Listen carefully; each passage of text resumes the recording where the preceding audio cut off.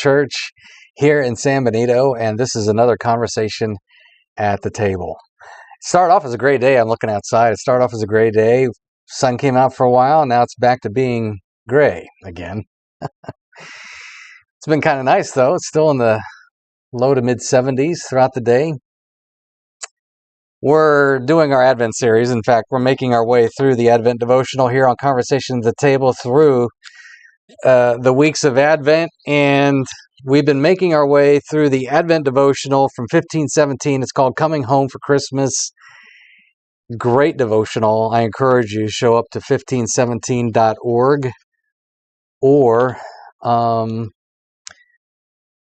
can just contact the Table Church and we'll provide you with a devotional. Today's devotion is from Isaiah 66, and we're talking about the gathering of God. We've been in this passage before. Isaiah 66 is really a fantastic passage, but it's bringing up some things, multiple things within this passage that I thought would be good for us to take a look at. In fact, 1517 did as well. So talking about the gathering of God from Isaiah 66, verses 22 and 23, talking about the new heavens and new earth. Did you know that the new heavens and new earth have already begun? You know, we're used to think about new heavens and new earth being off way down the road, but it's already begun. We're going to get to that here in a second, but I thought we'd begin as we talk about the Christmas party. Christmas party for a lot of people. I'm sure you've been to a few.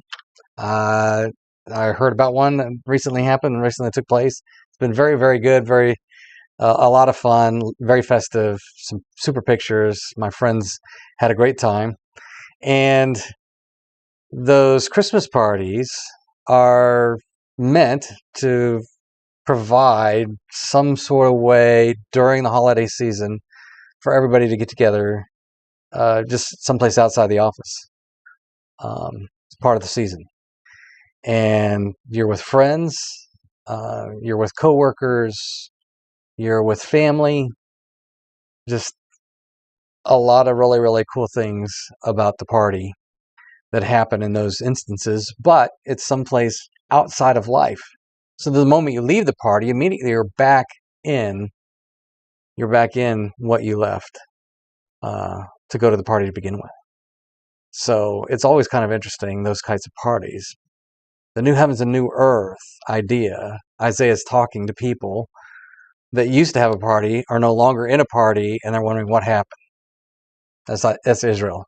For years, hundreds of years, they were in their homeland on the east side of the Mediterranean, and the Babylonians come and they take them out. And things are hopeless. Exile is just full of darkness. And so Israel has a chance. They've heard there's a chance that they're going to come back and be back in their homeland. And Isaiah says, yeah, that's going to happen, but it's going to be completely different. There's going to be a new heavens and new earth. In fact, when God's done, no more tears. Advent reminds us of that. The baby in the manger reminds us of that. The new heavens and new earth, the new creation has already started. And it's good for us to focus on that during the Advent season. So I want to just encourage you, with all the bright lights, all the great music, all the fun things that we enjoy, even the parties. Enjoy the parties. They're great. But remember this, as you head back into the darkness, as you head back into your broken homes, that God is busy creating a new home. New heavens and new earth. You know, one of the myths about all that, new heavens and, one of the myths that we deal with in your evangelicalism is we talk about heaven a lot. There's this idea that heaven has streets of gold. By the way, that's imagery. Streets of gold, and it's always bright, always light, and this is what people are doing in heaven. And while heaven is a great place, it is dwelling with God, God is there, a lot of that gets conflated into the new heavens, new earth idea. Heaven is not that. Heaven is not the final destination. The new heavens and new earth are. The final resurrection is. And at the final resurrection, that's when there will be this idea of streets of gold.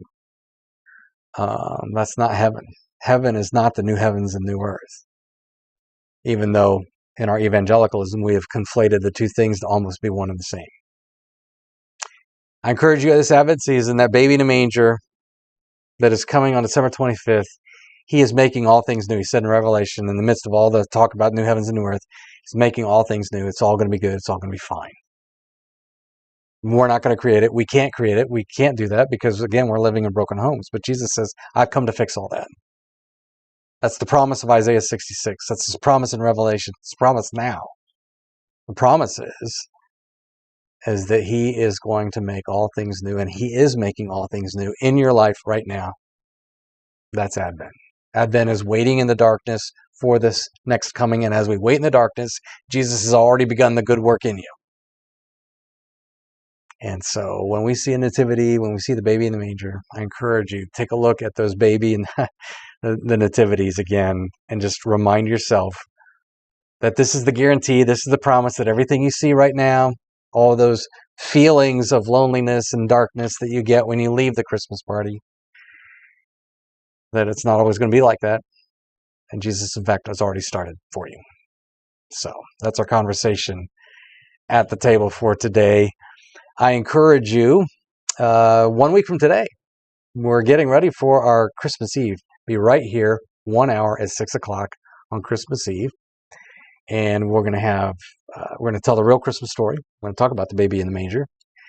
We're going to have cookies. We're going to have songs, Christmas carols. We're going to have hot chocolate, candles. It's all here. 1 hour, 6 o'clock, a week from today, Christmas Eve. Spend 1 hour with us. And then on Sunday, it's our annual Christmas Sunday, and we're having a Christmas get-together. It's our potluck. It's our community lunch. Show up. You don't have to bring anything. We got plenty of food. Just show up. And it's all for you. So celebrate Christmas with us here at the table. Until next time, just remember this, that one of the things that Advent is reminding us, this baby in the manger that has come for you and come for me, that is making all things new, that he absolutely, unstoppably loves you. So, remind yourself of that. No matter what happens today, you are loved. You are unconditionally loved. You are unstoppably loved. You're absolutely loved. Jesus always, always has you. Have a good rest of your afternoon.